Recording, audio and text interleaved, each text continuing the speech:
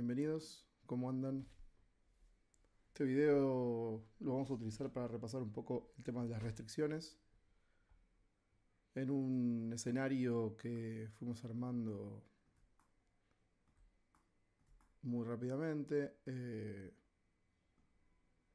el cual está generado por un plano. Ese plano está hecho con una subdivisión muy grande de elementos, simula agua, está hecho a partir de un plano y la opción de subdivision para que se genere en tanta cantidad como subdivisiones necesitamos. Lo hice 2 o 3 veces como para que esto simule agua, ¿no? Para que tenga esas diferencias, ¿sí? Esto va a aumentar considerablemente el peso del documento y quizás algún problema también de procesamiento, ¿no? Se va a trabar un poco, pero bueno, la idea un poco es emular este entorno. La idea un poco del uso de restricciones es no tener que hacer las animaciones siempre cuadro a cuadro, sino que se pueden trabajar a partir de las vinculaciones entre elementos. Una de las primeras restricciones que habíamos visto era la relación entre un objeto y una trayectoria. En vez de animar y en vez de generar que este objeto aparezca en este punto, están vinculados. ¿Qué pasó? Están vinculados al piso. A ver acá. No, qué raro.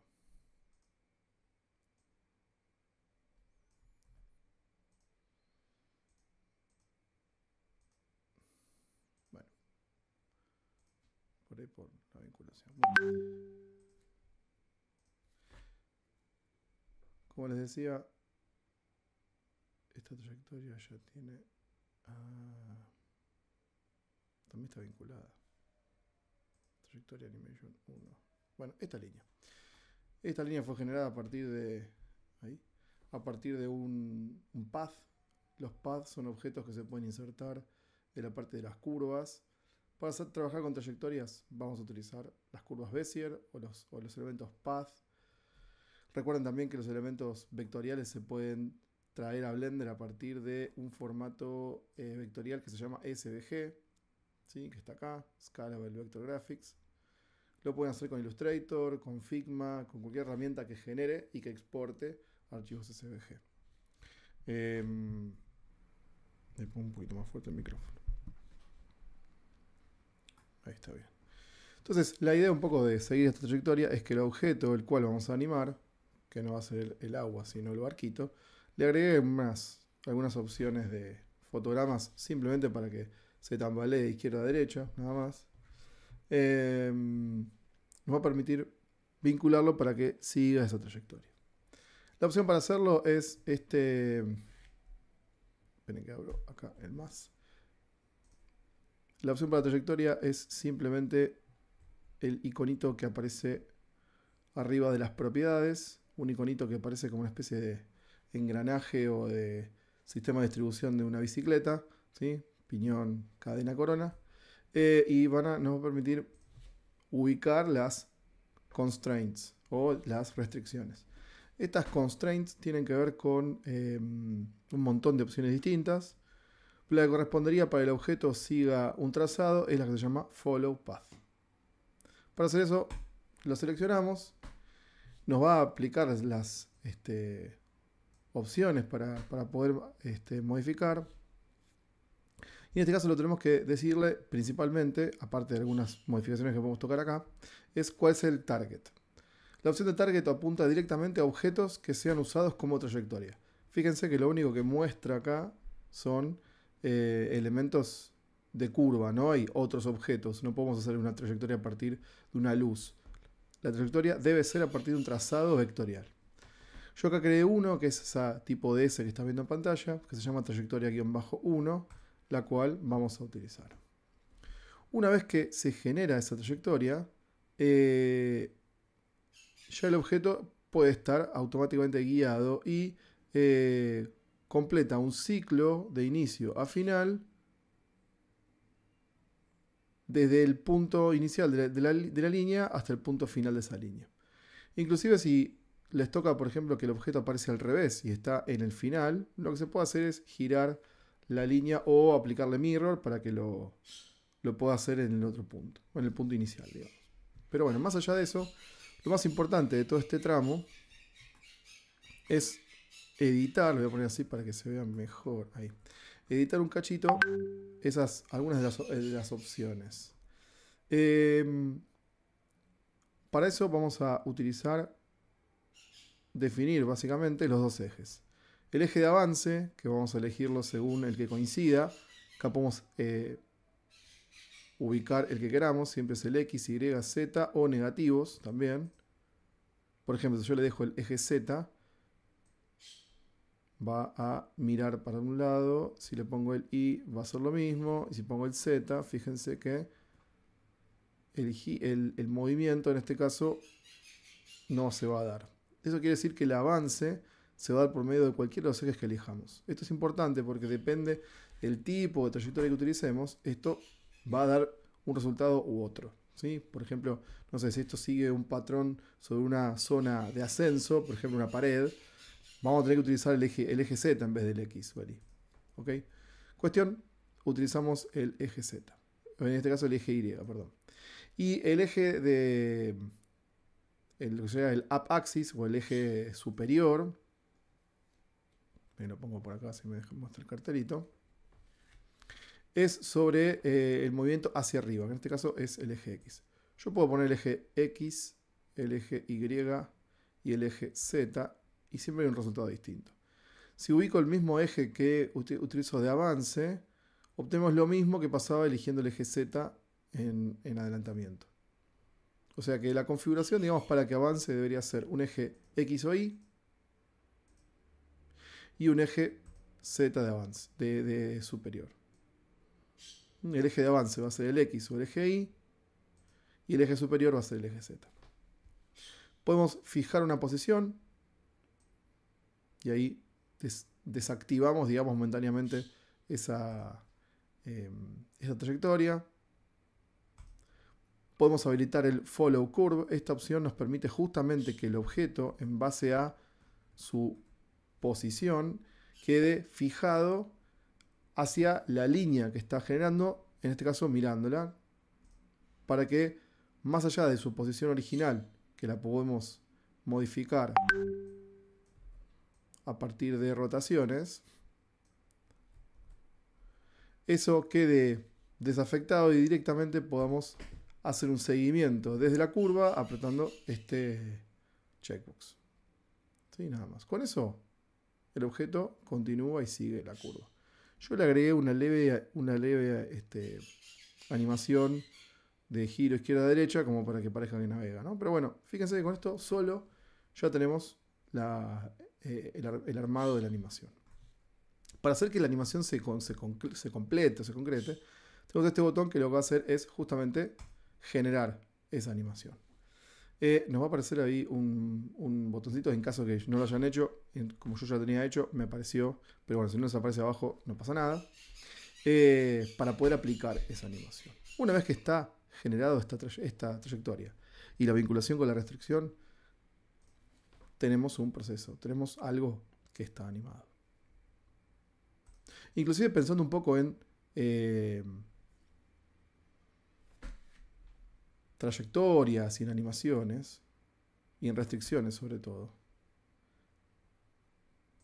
Una restricción que por ahí no está listada en este elemento, pero que permite algo vinculado entre otros objetos, es la que ya conocemos como emparentamiento. Si yo le digo a la cámara que sea hija, que su padre sea, por ejemplo, el barquito,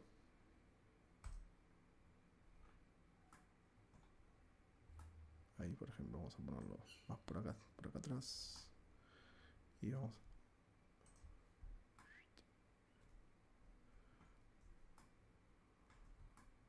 a hacer lo que esté ahí, acompañando el barquito, ¿no? Una cosa así.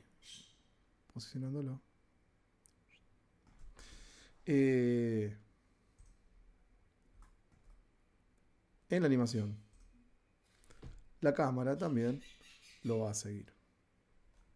Con esto podemos ver que más allá de las animaciones por medio de frames, las restricciones son directamente relaciones entre objetos, en donde un objeto restringe la posición, la rotación, algún parámetro determinado a otro.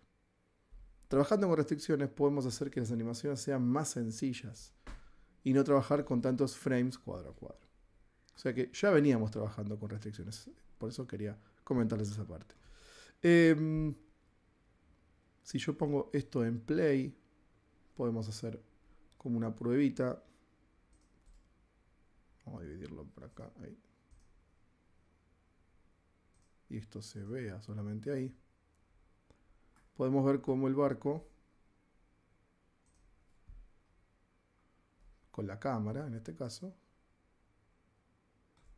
navega. Y se mueve en base a lo que la cámara toma a partir de su restricción de posición.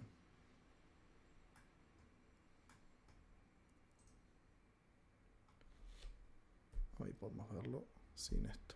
Ahí está.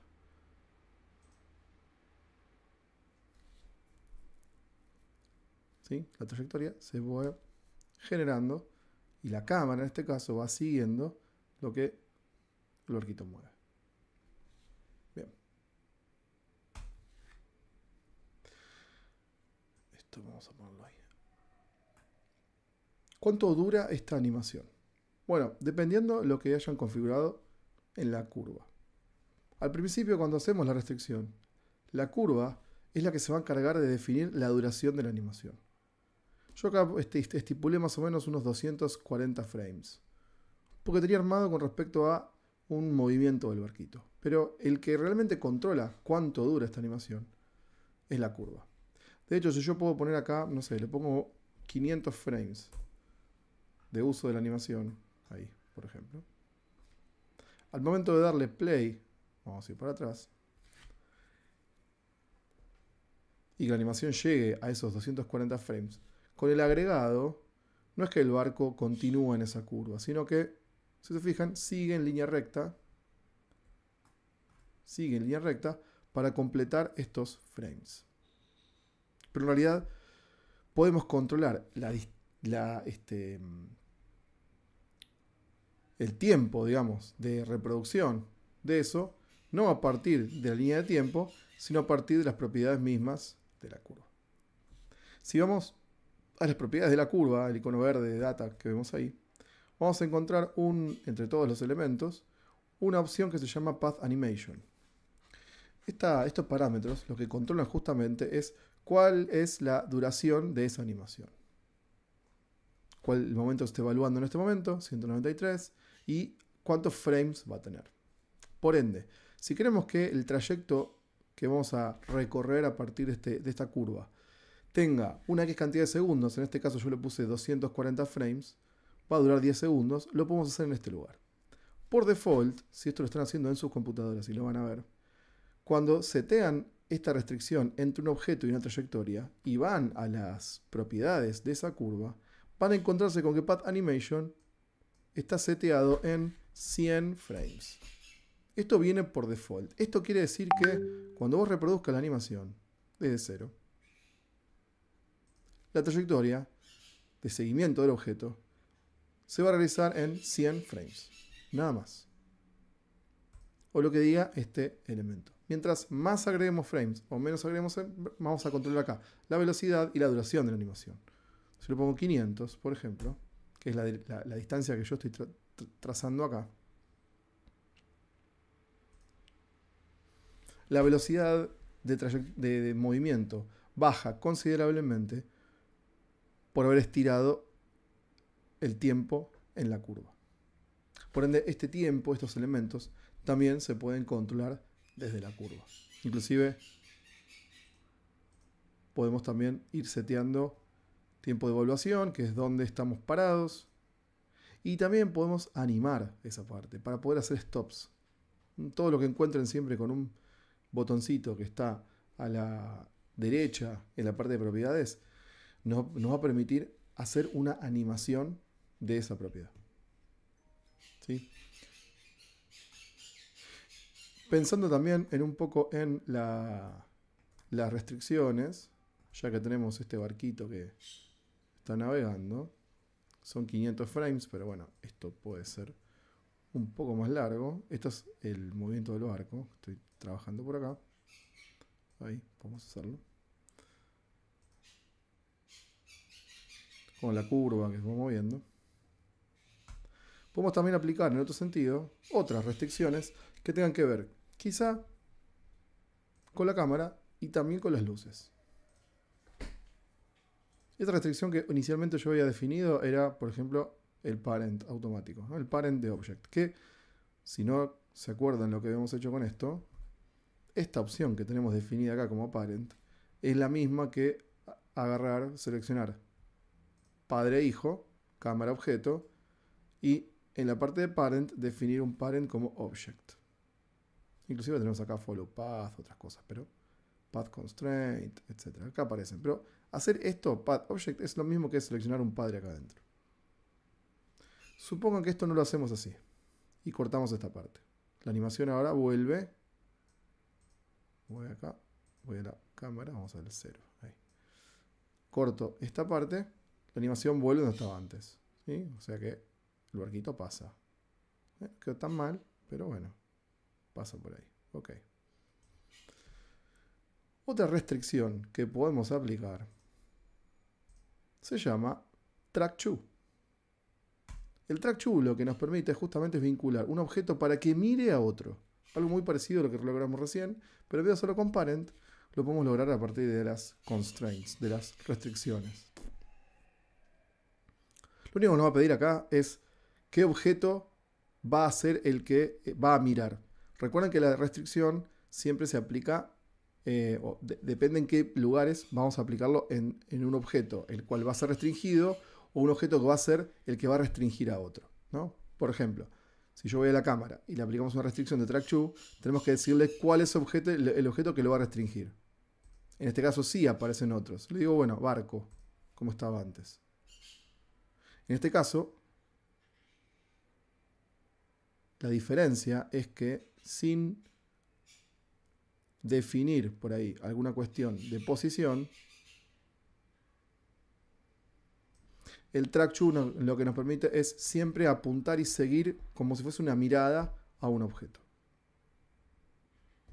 La gran diferencia de este track to es que si ponemos la cámara en este lugar, calculemos en el centro de la animación, no hace falta siquiera girar y animar la cámara porque el elemento siempre va a seguir a ese objeto.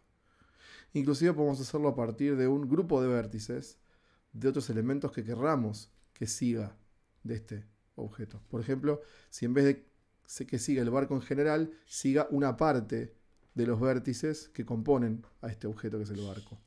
Esto lo hacemos con la opción de abajo. Pero en principio el track to nos permite justamente seguir.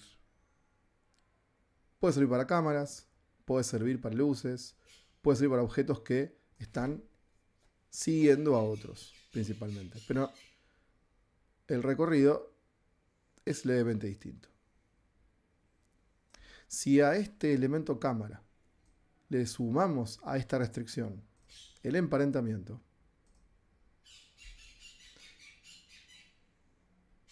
ahí está bajo el agua, el resultado también es parecido, pero con otro recorrido, porque la cámara en este caso tiene un punto de partida original. Ahí. Ahora está emparentada y está restringida a mirar el objeto. Quizá logramos lo mismo a simple vista. Vamos a bajar un cachito, se ve el horizonte. Quizá logramos lo mismo a simple vista, pero la ganancia de esto es que ahora directamente cualquier cosa que suceda en la trayectoria, el objeto lo va a ir tomando siguiendo la trayectoria y siguiendo el objeto.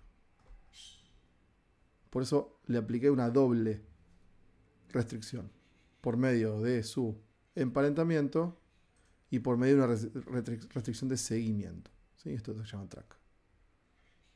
Lo interesante de todo esto, más allá de trabajar con restricciones es que todo depende de lo que pase en esta curva. Y si la curva, por ejemplo, se estira, se modifica,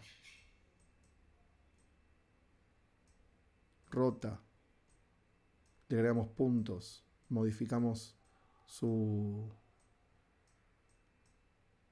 definición, todo lo que fuimos restringiendo, en este caso a partir de posiciones y de elementos, siempre va a ayudar con respecto a la animación. Por ende, ninguno de los elementos, ni la cámara ni el barquito, van a surtir algún efecto, sino que se van a adaptar por medio de la restricción a esa curva.